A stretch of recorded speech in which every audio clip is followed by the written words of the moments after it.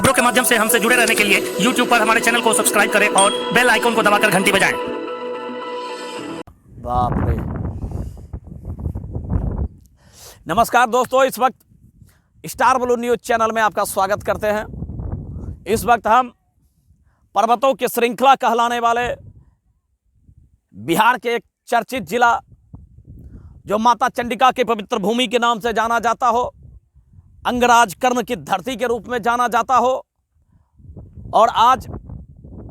मीर कासिम की धरती के नाम से भी जाना जाता हो, कई तपस्वियों के तपस्वी स्थल के नाम से जाना जाता हो, मैं उस धरती पर खड़ा हूं। यहां पर्वतों का जो श्रृंखला है, ये श्रृंखला कहीं ना कहीं मन को आनंदित करने वाला श्रृंखला है। ये श्रृंखला ऐसा है जो दिल में हर्षोल्लास पैदा करता है। काश अगर हमारे पास में पर्याप्त पैसे ना हो, मैं सिंगापुर नहीं जा सकता, मैं मनाली नहीं जा सकता, मैं शिमला नहीं जा सकता, मैं नेपाल की तराई में पहाड़ की वादियों को मैं नहीं देख सकता, तो मैं इतना दावे के साथ मैं कह सकता हूं कि मुंगेर में आइए, मुंगेर में आप आइए, मुंगेर में आपका स्वागत है। मुंगेर में ये पर्वतों का जो सिलसिला है, ये प्राकृतिक का जो हसीन वादियां हैं, आप उन हसीन वादियों का नज़ारा ले सकते हैं। यहाँ गर्म जल का एक तालाब भी है जो श्रृंगी ऋषि के नाम से प्रसिद्ध है, आप वहाँ भी देख सकते हैं। ये लगातार पहाड़ भी आप देख रहे हैं। इन पहाड़ों की जो ऊंची ऊंची चोटियां हैं, एक दूसरे से यूं मिल रहा हो जैसे प्रकृति कुछ कह रहा हो कि इस प्रकार से एकता पूर्वक लोगों को रहना चाहिए, मिलकर रहना चाहिए। जिस प्रकार पहाड़ एक दूसरे से मिला हुआ हो, यहाँ के हरे भरे वन मन को हर्षोल्लास से पैदा करते हैं। ये प्रकृति है, ये प्रकृति वो प्रकृति है जो ऋषि कुंड की धरती पर ऋषि कुंड बाबा श्रृंग ऋषि के नाम से यह जाना जाता है यह धरती। और हम आज इसी धरती पर आज हम इस प्राकृतिक नज़ारा का आनंद ले रहे हैं। और इस प्राकृतिक नज़ारा में मैं सिर्फ इतना कहूँगा कि माननीय देश के सभी सम्मानित नेतागण, देश के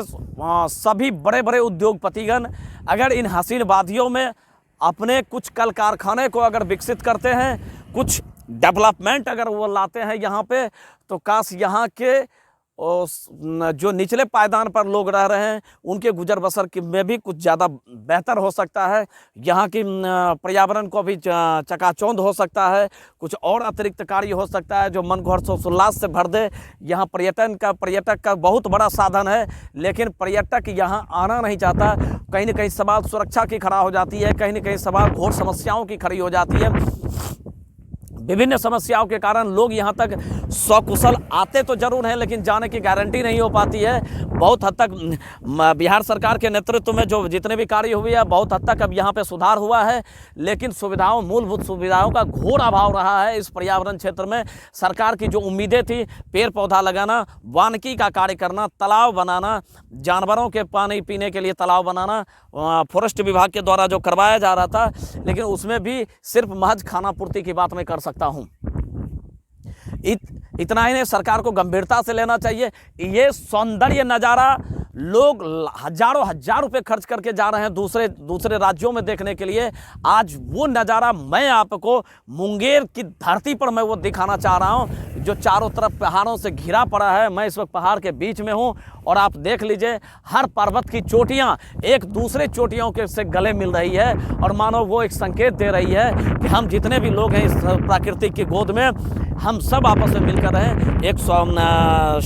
सामाजिक सौहार्द बना करके रहें, क्षमतामूलक समाज बना करके रहें। और इन समाजों के बीच में हम लोग प्रकृति के आनंद ले रहे हैं। और ये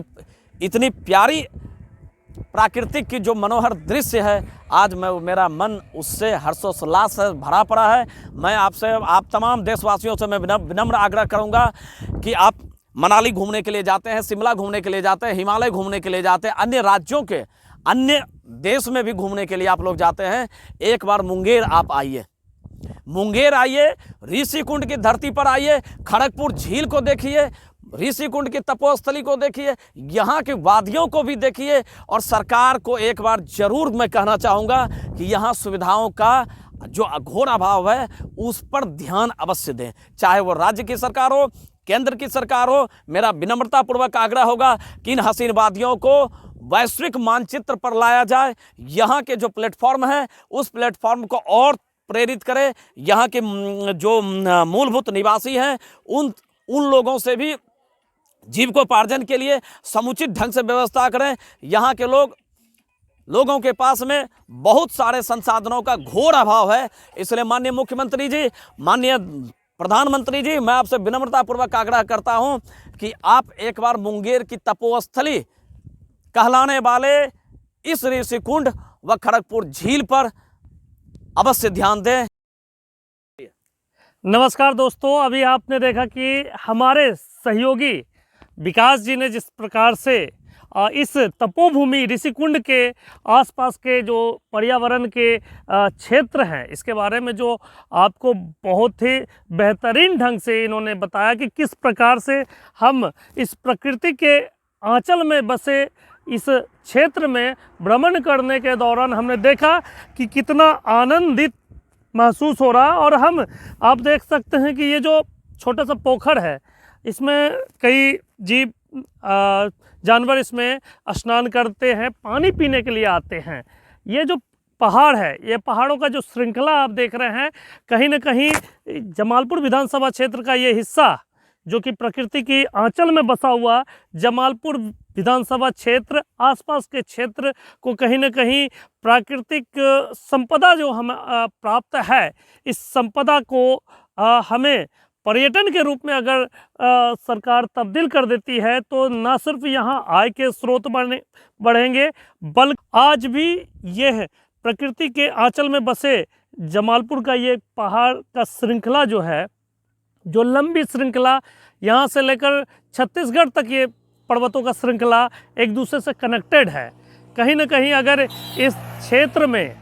सरकार पर्यटन को बढ़ावा देती है तो कहीं ना कहीं यहाँ लोगों को रोज़गार मिलेगा, यहाँ कहीं ना कहीं आय के स्रोत बनेंगे और कहीं ना कहीं सरकार को भी राजस्व प्राप्ति होगी, जिससे कई जनता से जुड़े हुए योजनाओं को धरातल पर उतारने में सरकार को बहुत ही सुविधा मिलेगी। इसके अलावा आज जो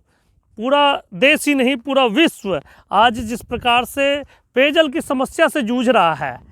हम बताना चाहते हैं कि ये जो पहाड़ों की श्रृंखला से आप देख रहे हैं कि ये जो पहाड़ों की श्रृंखला है, इस बीच से बरसात के समय जो हमारा प्राकृतिक जल स्रोत जो यहाँ से उतरता है, इसका अगर संरक्षण करने के दिशा में अगर सरकार कोई योजना लाए, वन विभाग और सरकार के जो भी उपक्रम है उनके माध्यम से अगर जल संरक्षण को लेकर अगर कदम उठाया जाए तो हमें लगता है कि आसपास के कई क्षेत्रों को पेयजल की समस्या से निजात दिलाया जा सकता है। बड़ी बड़ी योजनाएं बन रही है, भूजल को निकालकर लोगों तक पहुंचाने का जो प्रयास है कहीं ना कहीं बहुत हद तक विफल साबित हो रहा है। लेकिन अगर इन प्रकृति के माध्यम से जो हमें जल प्राप्त होता है, जल स्रोत जो भी है उनसे जो मिलता है, बरसात के समय जो जलप्रपात यहाँ से गिरता है, पहाड़ों पर से जो झरने गिरते हैं, इन प्राकृतिक जल का उपयोग अगर हम संरक्षित कर लेते हैं तो कहीं ना कहीं पेयजल की संकट से निजात मिल सकता है। इसके अलावा हम बातचीत करेंगे कि अगर इनका विकास, अगर हम इस वन्य क्षेत्र को विकसित करते हैं तो लोग आएंगे और यहाँ पे अगर स्टॉल बना दिया जाए